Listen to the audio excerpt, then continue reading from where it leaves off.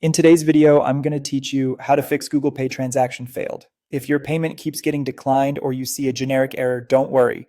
These fixes address the most common causes and will help you complete your purchase smoothly. Start by checking that the billing address in your Google Payments profile exactly matches what your bank has on file. Head to payments.googl.com, open your payment methods, and review the address tied to the card you're using.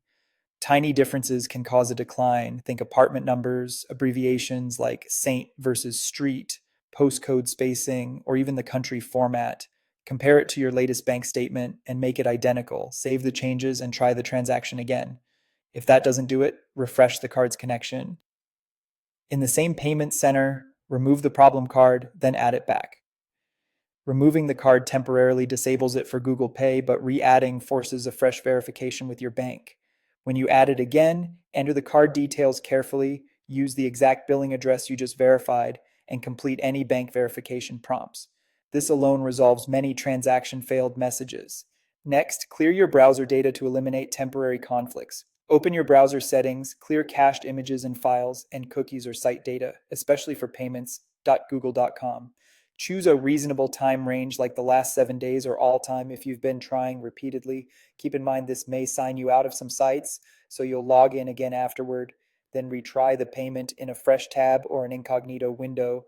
If your payment is still declined, the issue may be on the bank's side. Card issuers can block certain online, contactless, or international transactions, flag unusual activity, or enforce spending and daily limits. Check your banking app for security alerts or holds, and reach out to your bank's support to confirm the transaction is allowed. Ask them to enable e-commerce or international payments if needed, and confirm there are no temporary blocks or verification requirements waiting for you to complete.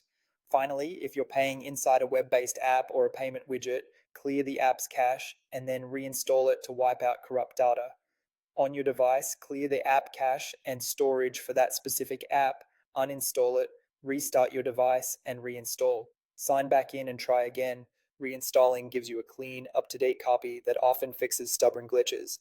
Apply these fixes in order, then run a small test transaction. And remember, never share one time codes or sensitive card details with anyone.